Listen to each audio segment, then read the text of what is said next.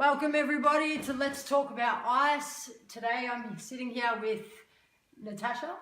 Yeah. And we're from Melbourne. So we are from the Melbourne team, and today Tash is going to be sharing her story with me, guys. So just want to encourage all of you beforehand to share this, and you know, if anybody needs help, any family support, we have that. So please reach out, guys. So I just want to get started. I'm going to be asking Tash a few questions, and as we usually do, this will go for 45 minutes. So yeah, just so Tash, how did your journey start? It probably started when I was about 18, when my mum got sick with cancer, and I first started with some pills just because I was running away from my problems. Yeah, and then it later on escalated a bit later. Yeah, and how old were you? 18. You were 18. Yeah. So you started with pills Yeah. before you you know, went on to the ice. Yes. Is that right? Yes. Yeah. And how did that all like unravel for you? So you started with pills, like were you out like? Yeah, well, I was going out clubbing every weekend, and I just thought it was just a fun thing to do because I was just escaping my reality. You know, Yeah. trying to escape from what was actually going on in the real world instead of actually dealing with it. And it was really hard on me, so I went that way instead of going this way. Yep. And so throughout that experience, like what did ice do to you when you first had it? Like what's like the main things that you can remember? Because obviously, you know, ice damages you know, we know that it damages the frontal lobe of the brain, but it also has severe damage on your memory as well. So Yeah. do you remember a lot from that life? Yeah. Like, and even using so young, you know?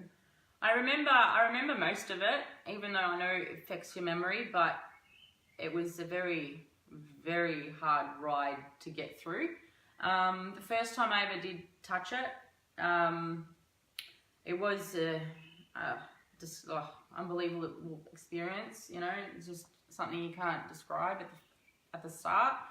I thought it was really cool, you know, Yeah. hanging out with all these people, and then one thing led to another, and here I am.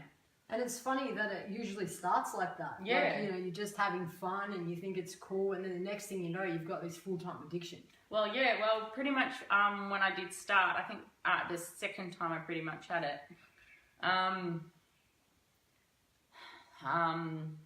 I got pretty much raped on the stuff. Wow. Yeah, the dealer put something in the pipe, and I don't remember the night. All I remember is waking up naked in the room. Okay. And yeah, once again, instead of dealing with actually what happened, I ran away, and you know, was doing a lot of ice from the ages of 18 to 20. So do you think that really like impacted you so much that, you know, all the hurt and everything else, so that was like a really big like trauma for you, so you just kept using to sort of numb the pain, right? That's exactly right. Instead of actually dealing with what had actually happened and maybe getting help or something, I just numbed my pain, and I just kept going on pretending like it didn't happen. Yeah. And yeah, when I actually had to deal with it, it was one of the hardest things I had to do because I put it off for so long. Yeah. And so what else can you tell me about like your journey alongside that? Like where else did this like, you know, because we know that ice is just a path of destruction. Everything that comes with it, you know, it's just it ruins your life. Yeah, it basically it does. So like tell me a bit about like your family background. And you come from a rather good family. I come from the best family ever. You know, I never had any issues growing up with my family. They were always amazing, and you know, because I had all the bad stuff happen to me, I turned to drugs. Yeah. Which is never the answer, ever. And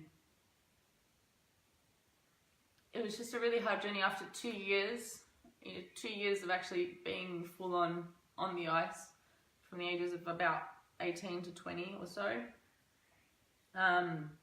it was the lowest of the low. The people that I met throughout that time, Yeah, sure. they were horrible people were ripping people off, people were stealing. I've seen everything, you know, and that's what it does. Yeah. I think the drug does that to Yeah. people. Yeah, So exactly. I think, like, guys, like, I think, like, you know, sometimes we can, you know, we think that an addict is just, you know, I really hate the term junkie, for example, because I used to get called that a lot for myself, for the most part. Yeah. But honestly, I was just a hurt person and like, I felt really stuck, and, you know, I could imagine you felt that way too. So we're all just in this stuck world, and I think that ICE puts everybody in that category, you know, and we all end up doing those things. So even for yourself, did you ever get to that low point where you did illegal things and, like, you know, were you close to ever going to jail, and, like, just in that part of things? Like, did you do, you know, when I mean, did you steal, or did you get to that really low point in your life, in your ice addiction, where you never had money, or, you know, all of that sort of stuff? Well, silly, stupid me, unfortunately. I never took it out on anyone but my family, unfortunately, and they're the ones that hurt the most when it comes to this, you know, because they know who you are as a person, and then all of a sudden you start to change. And I was the one hurting them. Like, I remember I used to steal off, you know, not that everyone really called me, but I used to steal off my parents, you know, just to get through. And I remember once my brother said something to me, and I just snapped and I punched him in the back of the head. I'll never forget that. And because I think he was 16 and I was 18 at the time, and I remember this clearly, and he just started crying because it was that hard. It was just out of rage, and I'm not a violent person. Like, I hate violence. Yeah. And that as well was a big turning point in my life.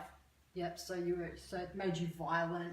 So it didn't make me violent. It was just brought out the worst. Yeah, it brought out the worst with me. As it does.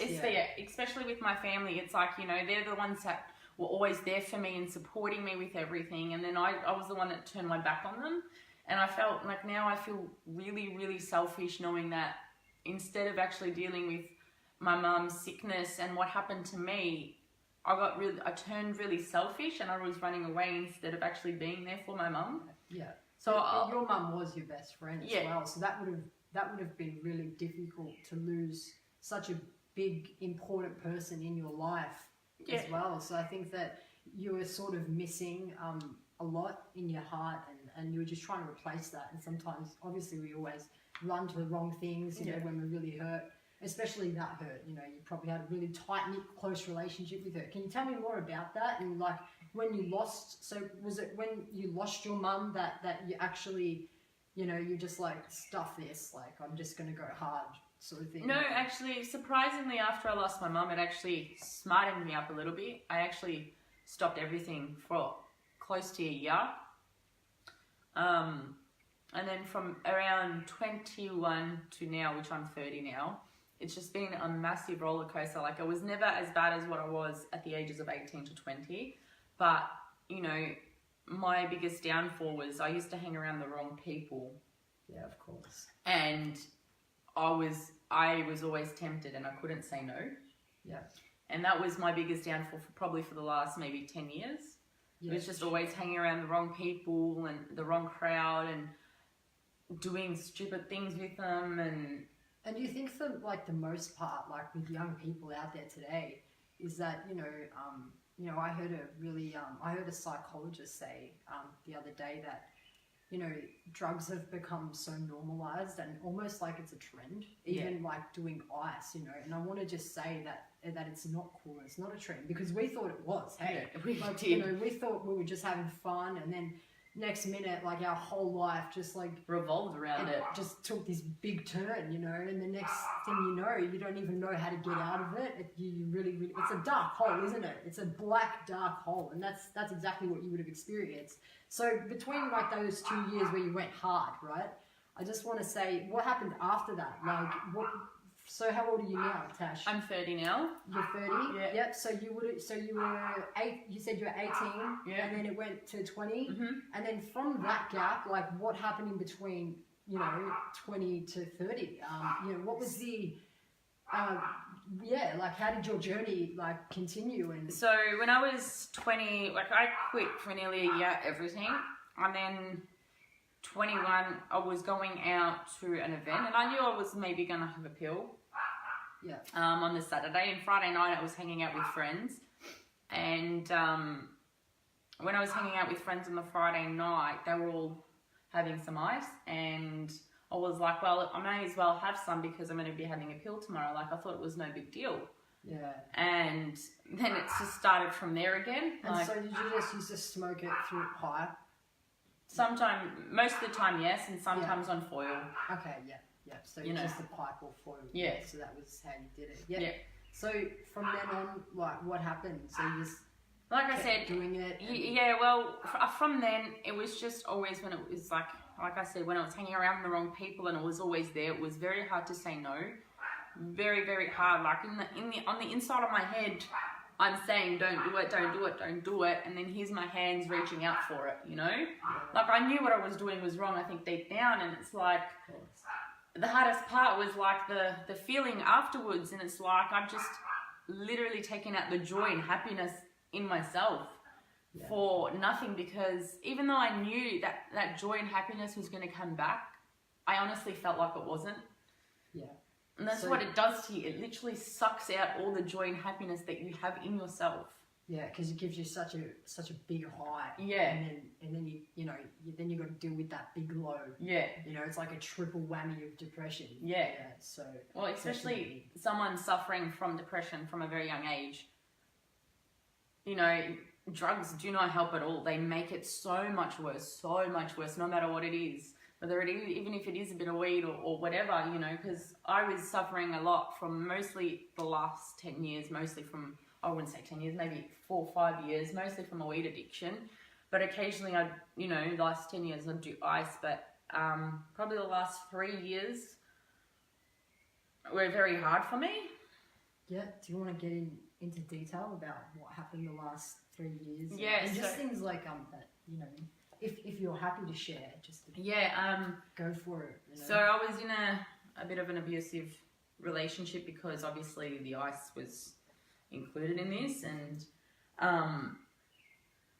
I stuck around for a long time, and it was very hard for the whole three years, because like when I met him, it was the best reason for me never to do it again.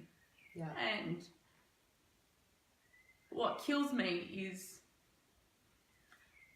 he put me in a position once after he actually asked me. He never wants me to touch it, which I was fine with, but he actually put me in a position after, like literally the week after, with his friends, you know, peer pressured me into doing it after I said no like 4 or 5 times. And this is someone that you know, that you thought loved you and you loved them, and I thought in trusted. intimate relationships, you trusted them. And how like was there ever like, I mean, so you tried ice, so you had ice with him obviously, and then it developed into the relationship. Is that where you... It did develop. We had the relationship obviously, well, I did anyways, I'm not sure about him, but I had the relationship before all that stuff, and then that came every once in a while, because he was using and I think dealing as well, and all the rest that came with it, and just trying to escape from that life with someone who was doing that is very difficult, because when I actually did find him, it was like the best reason for me to stop, you know, but because it was always there, and because I trusted him so much and I thought it was safe around him, I indulged with him. And it's so hard, you know, to just, I mean, if you want to stay clean and get well and get away from the drug, if it's, you know, constantly around you, I can imagine how hard it would be to escape from it, you know. Well, Being attached to somebody that you really love and care about as well. Yeah, well, I always told him, and I think he did use this against me a lot, but I always told him that after I met him, it wasn't the drug that was my weakness, it was him. Yeah. If that makes sense. Yeah. And I think he used it against me in that sense, because like he had it over me in a way, because he's like, I couldn't say anything to him because I was doing it with him. Yeah. Yeah. So he would much prefer you to do it to sort of, if I can get you on my level, then you can't really say anything. Yeah, that's right. Yeah, for sure. Yeah. And, you know, I think you know, even from my experience, I know I've done that to people before just to make myself feel better. So I think that all in all, even himself, you know, struggling with an ice addiction is truly such a hard battle, you know, and even as, you know, I'm almost, you told me that you've recently just had to cut ties with this person just so you can get your life back. And so what's that like, what's happening now, like with that, you know, having to leave somebody and somebody you really care about, somebody you want to help, but doesn't want to help themselves. What's that like now, like standing on the outskirts of that, you know? Because I you know, you did say that, you know, you didn't want to do it anymore. So you're over it and you really just want a good life. You know, you told me that you were over the drug, you just love the person. What's it like to witness somebody like you really love, like continuously just hurt themselves, you know, and just put that drug before anything? You know, because it is such an addictive drug, and sometimes, you know, nobody means to put this drug before anything. It's just, I believe it's the most addictive drug on the planet, and that it, you know, hence why, you know, we do what we do for the Australian Anti-Ice campaign. You know, we want to get this message out there completely, not even once, because it is truly life damaging, and as you can see, you know, it just damages all aspects of your life, you know, not just, you know, it damages your family, it ruins your friendships, ruins your brain, ruins the chemistry in your brain. It can leave you with permanent brain damage. I think watching him hurt himself over and over again, because it was like, when I met him, he was my reason to stop. And knowing that when I met him, it wasn't like, I wasn't a good enough reason to stop, I used to blame myself. Yeah. You know, and it's like, mate, you were the best reason for me to stop, so why couldn't I have been your reason? Yeah. You know, and watching him do it to himself over and over, and sometimes I actually used to just indulge in him. Like, I know it sounds as silly as it does sound, but I was trying to show him in the most unconventional ways, like by using with him and showing him what we're doing to ourselves, like enough, you know, but nothing I ever did, I think he used to see, or, you know, he maybe learnt from or anything. Yeah, and it's so hard to, sometimes it is really difficult to see the light when... Especially when you love them so much, like, you know... Yeah, I believe that ice, you know, it definitely just like, it takes your spirit away from you, it takes everything away.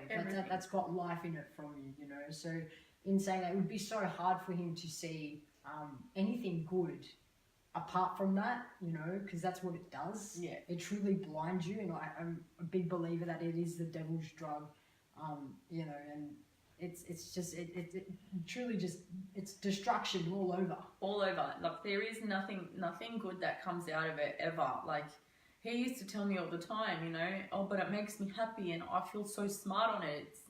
You don't. You're not.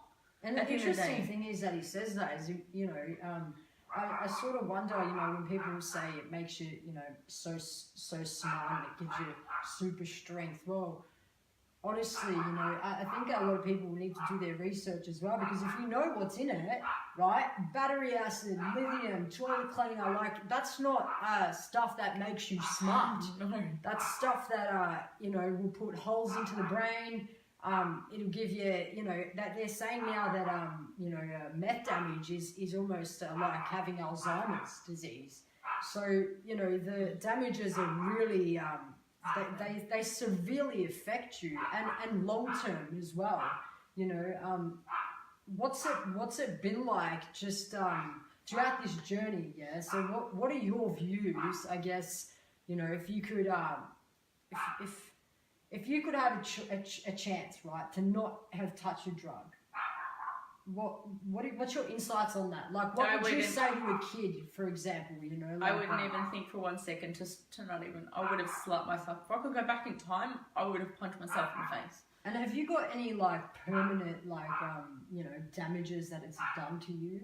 And when, you know, some things we recognise, other things we don't recognise. Look, I believe my that, memory you know, more than anything, a lot. Like, the way my brain remembers things compared to how it used to is very different, you know. It's very damaging in the mind. Like, I realised while I was on it, yeah, it plays with your emotions, it plays with who you are as a human being, you know. you lose who you are as a person, like a human altogether. You lose that completely. You literally turn into an animal. Yeah. And that's how, you know, that's what I said before, guys, that it takes over the frontal lobe of the brain. So you're now in an animal instinct, hence why you're only thinking of the next 30-40 minutes of pleasure. And it's why you hear about really intense stories of, you know, adults harming little children while they're on ice and things like that. And that really breaks my heart, because that's happening out there, you know. And we're in an ice epidemic. And guys, if we don't speak out and if we don't all work together to do something, then I really feel as though this is just going to continue. And just like that guy said, like, things that, like, this isn't something that needs to be, this is not normal. Using ice is not normal. It doesn't need to be normalized. I think that, you know, I think that we all need to really speak up for what we believe in, and that is not even once. You know, we've got a generation of kids out there that we want to touch. We want to touch their hearts. You know, and you're gonna be doing that. You know, you're gonna be talking to another kid about your story, and I think that's what we need to do. We need to really get this out there. The damages that it does, it you know, it kills, steals, and destroys lives. And it's still it's funny that you were also saying how, you know, it ruined your memory, right? So it totally just ruined your memory. What else can you say that it's like, you know? Well, I know one thing as well, it's ruined my skin, that's for sure. I know while being on it, your skin in general, not just on your face, all over your body, it becomes leathery. Yeah. It's like, I think the best way to describe it, it becomes like this gross, leathery feel, and it's all oily all the time. And and they're all the chemicals, yeah. And then you get that ugly body odor and whatnot that comes with it, and all that rest. It's just, it takes a toll on just not your brain, but the rest of your body, you know. Like, I know I might look a bit young, but I've seen so many people, and it's like they shouldn't look, you know, they shouldn't look as old as they do, yeah. Because it does age you as well. Yeah, it does age you. So where are you at, like, right now with things like? Well, okay. So the last time I done it, I'll be honest, was nearly 2 weeks ago, and my breaking point, to say enough, I know it's only been 2 weeks, but my breaking point was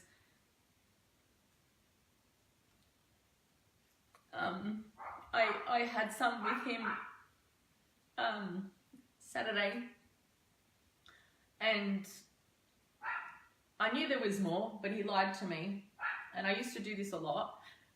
I don't know why, but I used to do this a lot, and because he lied to me, I went through his pockets and I found that he still had some, and I had it because, like, out of anger I used to do it.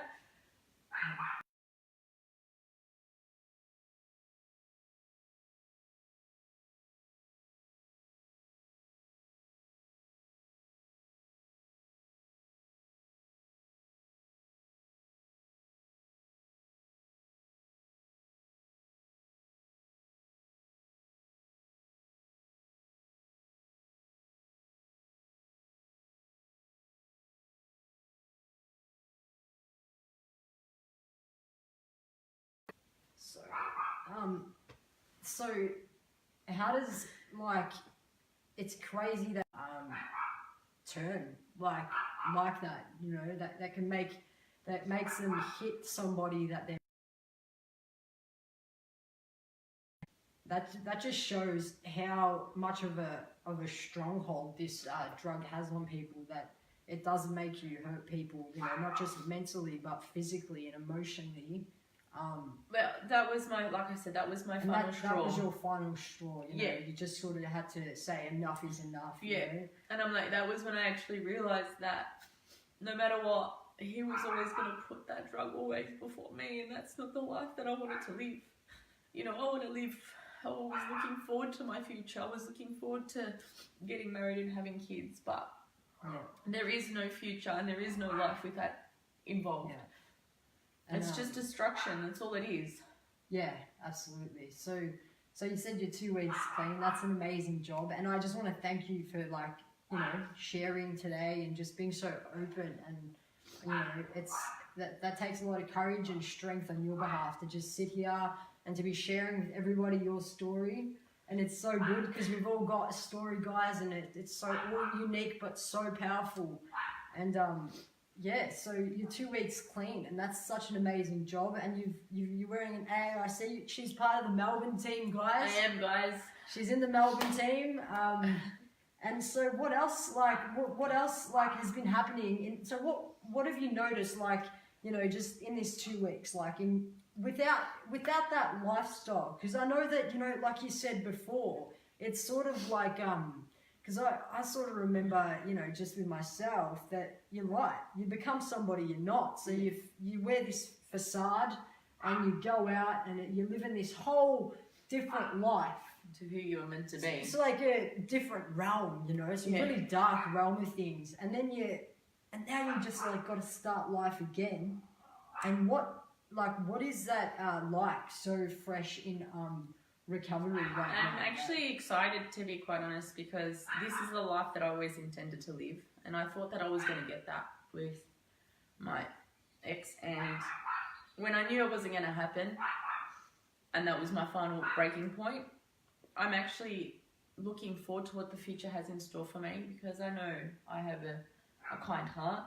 Yeah. And all I want to do is spread the word and help people, and I'm looking forward to now getting to that and helping everybody, as many people as I can. Yeah, and that's what we're here for. Hey, sometimes you know, even though we walk through such a dark valley, you know, when we come out the other side, it's just to give back, you know, to give back what we have. And that's, you know, you got such a big story, but to come out the other side, that's amazing. You know, that's true strength in itself. So, you know, I just want to encourage you guys as well that if anybody like needs support, if anybody needs help, please reach out to us, because we are here for you. You know, we do have a family support team, and you know, even if you are watching this and you're struggling yourself, We know what you're going through. exactly, and We're more than happy to help. You know, even pick up phone, anything.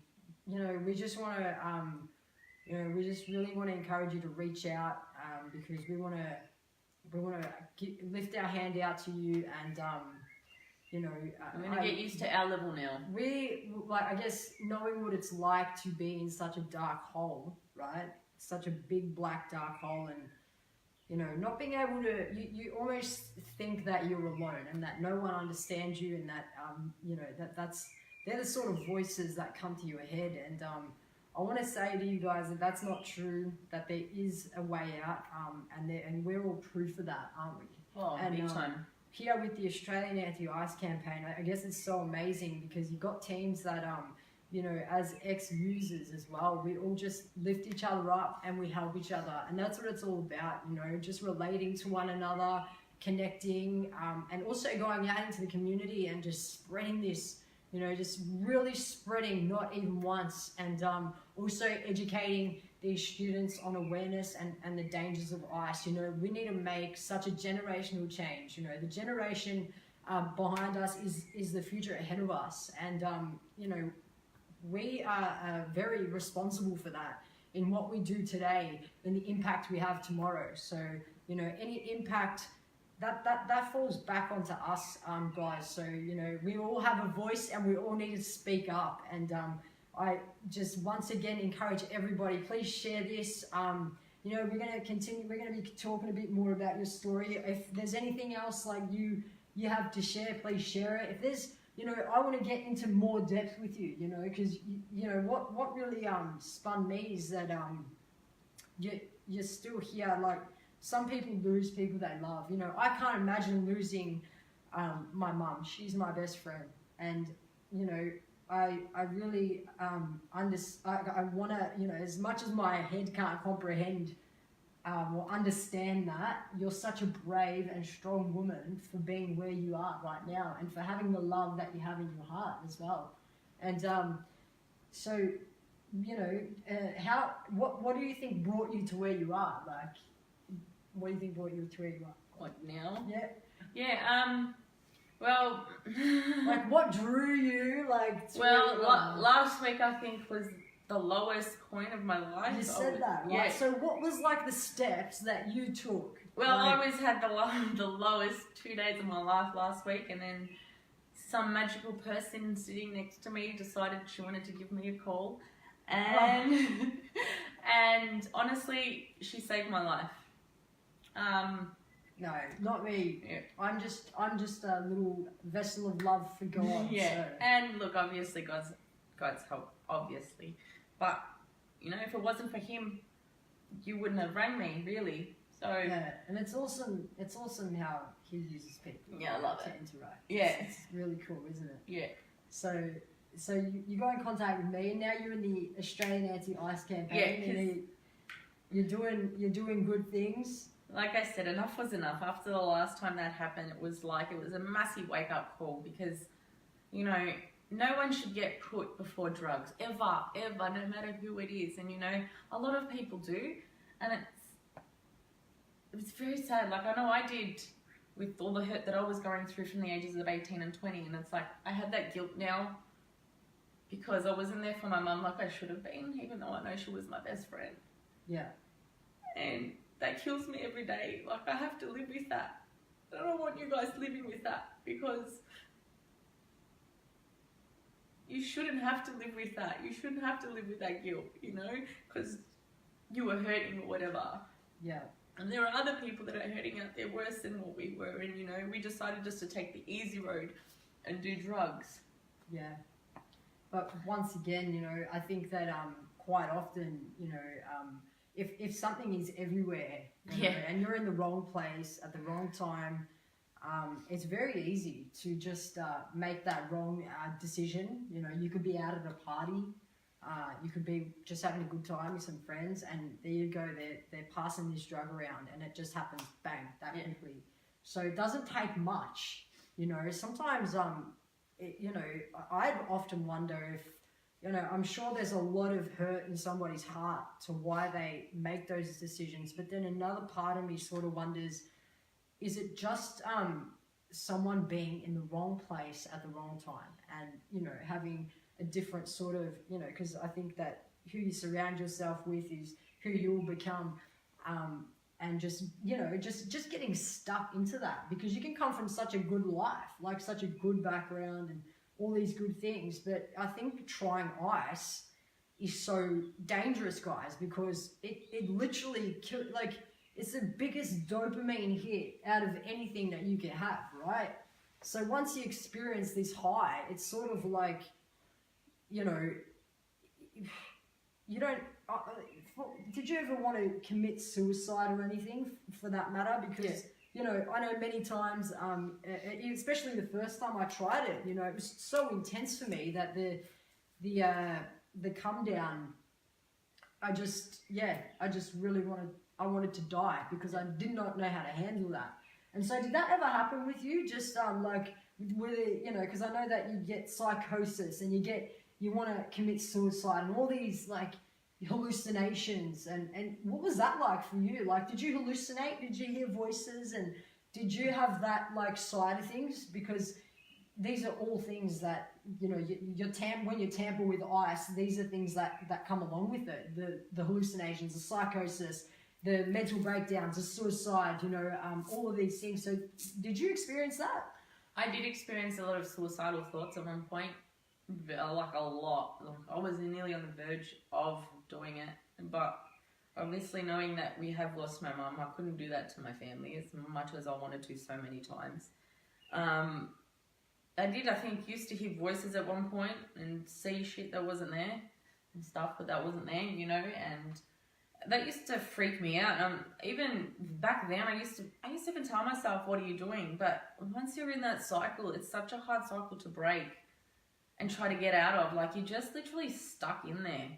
Yeah. And it's like, you know what you're doing is wrong. You know you're hurting everyone around you, and you do want to stop completely. But when you're stuck, it's nearly almost like, I wouldn't say impossible because we're here, we're sitting here today talking about it, but it's very hard to do on your own. Let's just say it's very hard to get out of it on your own.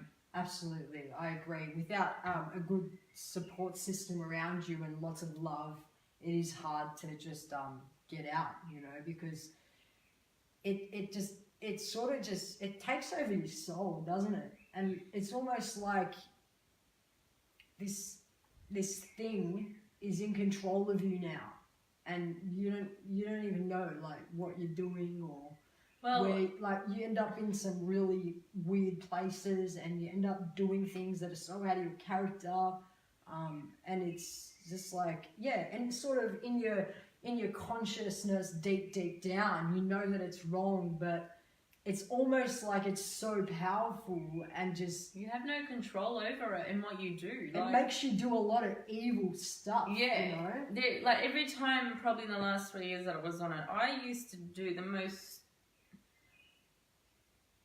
things that I would never do normally. You know, it's like, I think because I was lied to so much in the last 3 years, and that trust was gone and all the rest of it. Sure. I literally used to search my whole house, even though I knew he hadn't even gone in these parts of their house. And I was like, I'm searching with the flashlight, and in my head I'm like, what are you doing? He hasn't even been here. But I kept going anyways. Oh, so you were looking for him in the house? No, not looking for him, looking for other stuff, you know, because like, stuff, you know, he used to hide in my house and so whatnot. Like really intense paranoia. Yeah, really intense paranoia. Yeah, of course. And I even on it now, it's like I knew it's all just evil. Nothing good comes out of it being on it. Nothing at all, you know. And did you experience like that with your ex-partner? Like, I'm sure, you know, being so hard on the drug, he would have had experiences around you, hallucinating or really bad paranoia and all that sort of stuff. Was that scary for you, or were you just like, because you were doing it too, you just thought that was normal? Like, no, with him it was more so like I never got trusted at all. In a way, like I couldn't go outside in the world without being called a name or something like that. So it was like a very abusive, both you know, with verbally and emotionally and all the rest, yeah, and all of that sort of stuff. Yeah, so yeah, it's just like a constant putting down. Yeah, like I had no trust in going in the outside world with, you know, men and stuff. And that's just the drug talking. Yeah, of course. Because you know that the person is such a beautiful soul deep down, and then once this drug attacks the mind and everything, it's just like there's somebody else, you know, they're not even them anymore, and that's the most saddest part, is that he would be a beautiful soul, and that's why I think they stuck around for so long, even with all the abuse, because I did see him clean a couple, once or twice, I think, mostly on the weed, but anyways, you know, and I know that he was a beautiful, kind-hearted person, and that's what kills me the most, is that it just took over. And I know he was better than that, and that's why I think I just kept giving him chance after chance after chance, even through everything he put me through, was because I knew the person he was, but at the same time, enough's enough. There's only so much a person can handle before they just say stop. Yeah, before it got worse. Yeah. And things got more violent and more heavier as well. That's right. And sometimes, you know, we, you know, not for everybody, but sometimes an addict needs, you know, especially in such a toxic relationship, sometimes it's very healthy to get away from that, because that's not love as well, you know. With the drug in the middle, you can't actually have a relationship. It's so impossible. There is literally no drug. I've not seen anyone get constant, out. It's a constant back and forth battle, isn't it? Yeah. It's this never ending, and I've seen nothing good come out of a relationship with any kind of drug in the middle of it, ever. And I've seen a lot of things in my life, and I've never ever once seen a relationship good come out of it with anything in the middle of it. Yeah. So Tash, there's 5 minutes left, right? And I just you know, it's really on my heart to ask you to just let people know, if you want to leave these guys with anything, just some like last words that, you know, are really what would you leave, you know, if you're just speaking to somebody else right now in your position, or what can you say? Like, what's something you want to leave them with? If you guys are hurting, instead of going down that path, deal with it, because it took me 10 years to actually properly deal with what had actually happened to me. Only 2 years ago, I actually finally got through all that stuff. So I personally think that anyone going through something, please go seek some help. Please talk to a friend, a family member, a doctor, anyone that is there for you, because this is honestly not the life that you want to live. I can promise you that. It is not a life at all, actually. It's not a life. It is a fake life. It is all pretend. It's just a facade, as you said, you know? Yeah. And seriously, taking drugs and numbing your pain, take it from me, it only gets worse to try deal with it later on down the track when you've just numbed it for so long. True. It's very true. Like, it was the hardest thing that I actually had to go through. Besides obviously losing my mum, you know, it was actually one of the hardest things to get through and to get over was what had actually happened to me, because I had numbed it for so long and I just kept pushing it to the side and not actually dealing with it.